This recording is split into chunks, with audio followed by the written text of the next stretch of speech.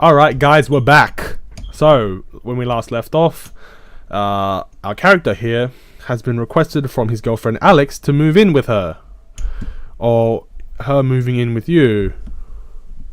Or whatever. What do I think? I think you want to, but have concerns and discuss them honestly. That's what it is. You are really worried that if Alex were to live with you, she wouldn't be able to deal with your days of being unable to get out of bed all night. Blah blah. Well, I'd like to, but I think it's best if we talk about it a bit more before committing to a decision. Though she seems a little defeated, you make it clear that you're not making excuses and actually mean that you want to talk. You reiterate a lot of what you've told Alex that night, and although she gets a little defensive and tells you she knows all of that already, she confirms that she is willing to help you sort through your issues. I feel like you forget I love you sometimes. I know that there will be bad days, and I'd rather try to work through them with you. We can figure all this out together. Her words sway you, and you can't help but hold her close to you. She's a very nice girlfriend. A very, very nice girlfriend. Seriously. Jeez. It's December, so long. Return to parents' house, celebrate holidays, blah blah. Sit down at dinner. Surrounded by family. Make you feel relaxed and almost comfortable. Your mum is running around frantically checking the oven, the stockings, and just generally trying to family time it up. Dad sits in the head of the table drinking a beer and laughing with your brother Malcolm. His wife Karen is there too, whom you've always gotten along well with, and your parents even agreed to let you bring your kitten along. Yay, my kitten. Still don't know what she's called. She's been darting in and out of people's legs, hopping into laps all night. Munching away at turkey. Nom nom nom nom nom. Listening to the conversations around you, your thoughts drift back over the last few months. You think about how hard things have gotten, replaying over in your head some of the worst, as well as some of your best memories. Blah blah. Dad's booming laugh, cheesy comment Malcolm made seemed to have hit its mark. Sitting at the table, you're suddenly immensely glad for the chance to be able to ignore everything for an evening and not have to struggle trying to explain yourself for once. Fortunately, everyone seems to be content with laughing at each other's jokes. So, how are you doing these days? Your mom asked you pointedly. What? What? The punctuation is awful. What's happening here? It's such a simple question, and one that you seem to have to answer countless times recently. You take a moment to collect your thoughts, then looking up, you take a deep breath. You've never... Oh. It's finished. I'll read this. I guess I'll read this all because it's like the end. You've never really thought of yourself as a fighter, and even to say it now, it sounds hokey. Hokey pokey hokey. But looking back on the past few months to where you are now, it really does feel like you've endured an immense struggle, and you look at where you are now with a sense of something that isn't quite pride. You still hate your job and find it unpleasant, but you're surprised to find that going into work every day is no longer a monumental challenge. You've started adopting some clever techniques, like taking short 2-minute breaks every hour to break up the monotony. And you now view your job as just 8 short hours of your day. A compartmentalization technique Dr. Melville told you about that you've found actually works quite well. You know this job isn't what you want to do for the rest of your life, and you've started actively looking for other positions, even attending a couple of preliminary interviews. So he's increasing in his skill level. That's pretty good. He's increasing in confidence. You've started making effort to go out with your friends more. While the social scene still makes you very uncomfortable sometimes, you're more and more able to let yourself just enjoy the company of your friends. In fact, your relationship with many of them has increased over the past little while. You still definitely have days where you flake out or don't feel up to hanging out, but for the most part, your friends are understanding and appreciate your communication.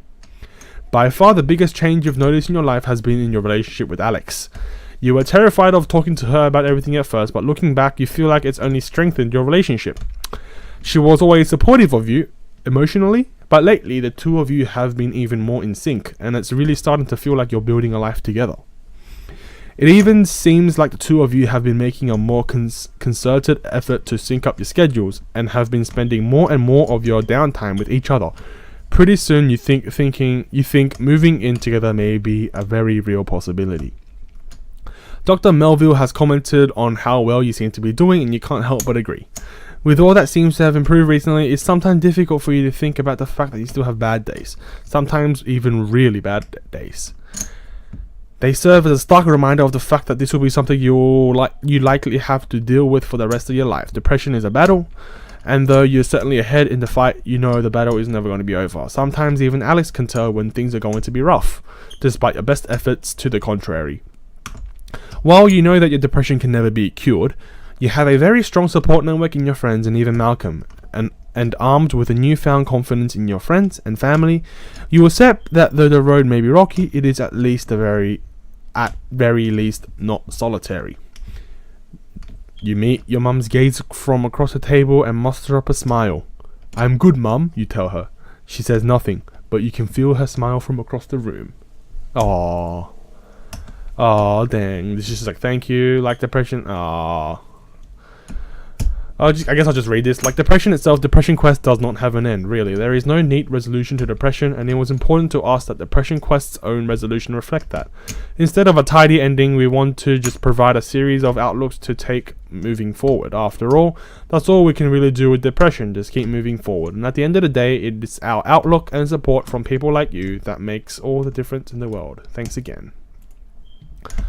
Dang, so that the game's over. It wasn't really more of a game, it was like a walkthrough thing to kind of experience what it feels like having depression.